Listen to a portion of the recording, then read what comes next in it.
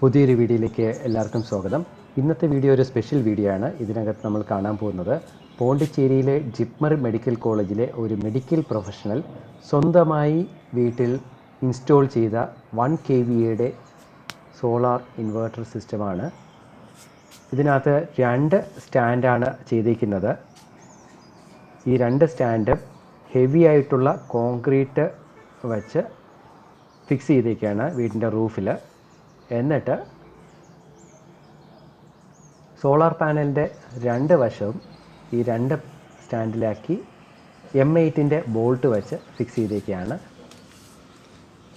ഇത് വീടിനടുത്തുള്ള ഒരു വെൽഡിംഗ് വർക്ക്ഷോപ്പിൽ പോയി ചെയ്ത് വീട്ടിൽ കൊണ്ടുവന്ന് ഫിക്സ് ചെയ്തതാണ് പുള്ളി തന്നെ. ഈ 2 സ്റ്റാൻഡുകളും തമ്മിൽ സ്ട്രക്ചറലി കണക്ട് ചെയ്തിരിക്കുന്നത് സോളാർ പാനൽ വെച്ച് തന്നെയാണ്.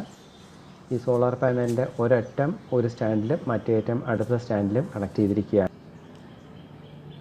വാരിയുടെ 2 സോളാർ പാനലാണ് ഇവിടെ ഉപയോഗിച്ചിരിക്കുന്നത്. 450 വാട്ട്സിൻ്റെ മോണോപെർക്ക് ഹാഫ് കട്ട് സോളാർ പാനൽസാണ് 2 യൂസ് ചെയ്തിരിക്കുന്നത്. മൂന്നാമതൊരു പാനൽ കൂടെ കണക്ട് ചെയ്യാനുള്ള ഒരു സ്പേസും കൂടെ ഇവിടെ കൊടുത്തിട്ടുണ്ട്. ഈ 2 പാനൽ നമ്മൾ പാരലാക്കിയാണ് കണക്ട് ചെയ്തിരിക്കുന്നത്. MC4 കണക്ടേഴ്സ് യൂസ് ചെയ്ത് പാരലാക്കി തന്നെയാണ് കൊടുത്തിരിക്കുന്നത്.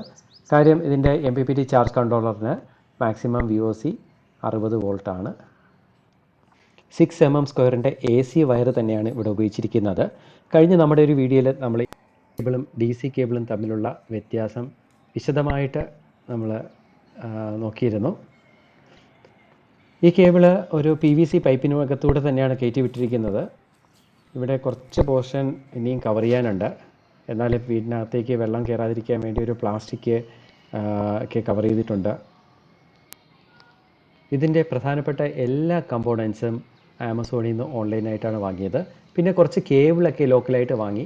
അത് DC കേബിള് കിട്ടാത്തതുകൊണ്ട് AC കേബിൾ തന്നെയാണ് ഉപയോഗിച്ചത്. ഇതാണ് ഈ കംപ്ലീറ്റ് സിസ്റ്റം. ഇതിനകത്തൊരു DC DB യൂസ് ചെയ്തിട്ടുണ്ട് ഇടതുവശത്ത്. പിന്നെ ഒരു ആശ പവറിൻ്റെ MPPT ചാർജ് കൺട്രോളർ നോവ 50 ആണ് ഉപയോഗിച്ചിരിക്കുന്നത്. വയറിംഗ് എല്ലാം കൃത്യമായി റൂട്ട് ചെയ്തിരിക്കുകയാണ്. ഇത് ലോക്കലി തന്നെ വാങ്ങിയ AC കേബിൾ 10 mm² AC കേബിളാണ് MPPT ചാർജ് കൺട്രോളറിൽ നിന്ന് ബാറ്ററിയിലേക്ക് കണക്ട് ചെയ്തിരിക്കുന്നത്. എക്സൈഡിൻ്റെ സോളാർ ട്യൂബുലാർ 200 AH ബാറ്ററിയാണിത്. 5 വർഷം കംപ്ലീറ്റ് റീപ്ലേസ്മെൻറ്റ് വാറണ്ടിയാണ് ഈ ബാറ്ററിക്കുള്ളത്. ഇതുപോലത്തെ 2 ബാറ്ററി തിരുവനന്തപുരത്ത് ഞാൻ ഉപയോഗിക്കുന്നുണ്ട്. അപ്പോൾ അത് 3 വർഷത്തിൽ കൂടുതലായി വാങ്ങിയിട്ട് ഇപ്പോഴും നല്ല പെർഫെക്റ്റായിട്ട് വർക്ക് ചെയ്യുന്നുണ്ട്. ഈ ഇൻവെർട്ടർ V-Guardൻ്റെ ഇൻവെർട്ടറാണിത്. സ്മാർട്ട് 1200S എന്നാണ് V-Guardൻ്റെ ഇൻവെർട്ടറിൻ്റെ മോഡൽ. ഇപ്പോൾ ഈ 2 കേബിള് വലതുവശത്ത് കാണുന്ന 3 പിന്നാണ് ഇൻപുട്ടും ഈ സിംഗിൾ വയർ ഫേസ് ഔട്ടും ആണ്. ഈ സിംഗിൾ വയറിൽ കൂടെയാണ് നമുക്ക് ഔട്ട്പുട്ട് AC കിട്ടുന്നത്. സോളാറിൻ്റെ പ്രൊഡക്ഷൻ നോക്കിയാൽ 46 വോൾട്ടിലാണ് പ്രൊഡക്ഷൻ സോളാറിൽ നിന്ന് വരുന്നത്. ബാറ്ററിയിൽ 14.65 വോൾട്ട് ഉണ്ട്. DC എർത്തിങ് ഇനി ചെയ്യാനുണ്ട്. സർജ് പ്രൊട്ടക്ടറിൽ കണക്ട് ചെയ്യേണ്ടത്. വാരിയുടെ സോളാർ പാനൽ ആമസോണിൽ നിന്ന് വാങ്ങിയ ഡീറ്റെയിൽസ് ആണ് ഈ കാണുന്നത്. 450 വാട്ട്സിൻ്റെ 2 പാനലാണ് ഒരു പാക്കറ്റായിട്ട് വരുന്നത്. ഇതിനകത്ത് നമുക്ക് ചാർജ് കംപ്ലീറ്റ് ഫ്രീ ആണ്. ഇത് വീട്ടിൽ അവർ പാഴ്സലായിട്ട് എത്തിച്ചു തരും. 30 വർഷത്തെ പെർഫോമൻസ് വാറണ്ടി ഉണ്ട് ഇതിന്. ഇത് 24 വോൾട്ടാണ് ഇത് പാനൽ എന്ന് പറയുന്നുണ്ടെങ്കിലും 45-46 വോൾട്ടാണ് ഇതിൻ്റെ VOC. ഇതിൻ്റെ വില നോക്കുകയാണെങ്കിൽ 17,999 രൂപയായിരുന്നു വാങ്ങിയപ്പോൾ. ഇതിൻ്റെ കൂടെ ഒരു 1000 രൂപയുടെ ബാങ്ക് ഡിസ്കൗണ്ടും കൂടെ, ബാങ്ക് ഡിസ്കൗണ്ട് ഉൾപ്പെടെയാണ് 17,999 വാങ്ങിയിരിക്കുന്നത്.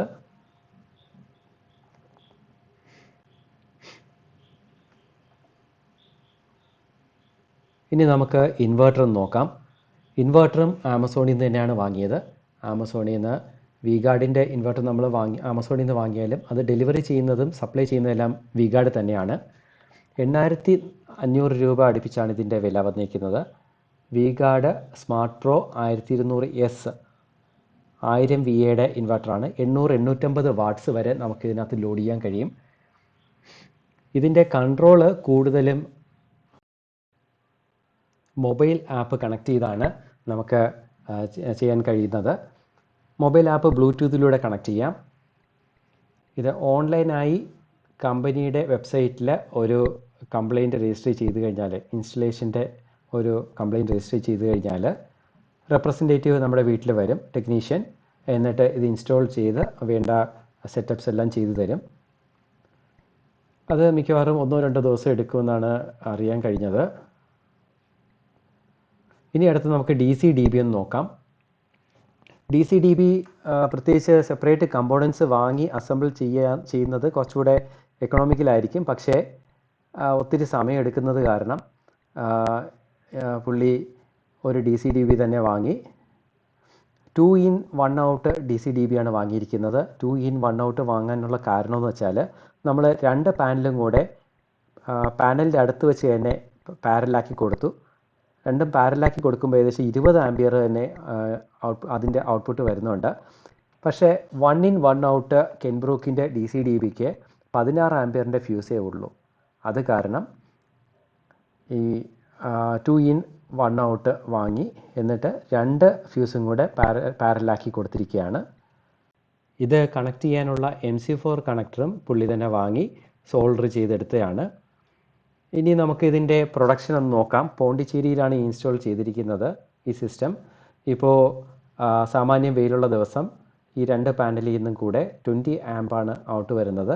Charging current 51.1 വോൾട്ടാണ്. ഇതുപോലത്തെ ഓഫ് ഗ്രിഡ് സിസ്റ്റം ഉപയോഗിക്കുന്നവരുണ്ടെങ്കിൽ നിങ്ങൾക്ക് കിട്ടുന്ന ഔട്ട്പുട്ട് എത്രയാണെന്ന് കമൻറ്റ് ചെയ്യുക. ഇവിടെ പോണ്ടിച്ചേരിയിൽ നല്ല വെയിലാണ്, അതുകൊണ്ടായിരിക്കും 50 ആംപിയർ അടുപ്പിച്ച് കിട്ടിയത്. ഈ MPPT ചാർജ് കൺട്രോളറിൻ്റെ മാക്സിമം കപ്പാസിറ്റിയിലാണ് ഇപ്പോൾ വർക്ക് ചെയ്യുന്നത്. ഈ സിസ്റ്റത്തിനെ കുറിച്ച് കൂടുതലായിട്ടുള്ള വിവരങ്ങൾക്കായി കമൻറ്റ് ചെയ്യുക. വീഡിയോ കണ്ട എല്ലാവർക്കും നന്ദി.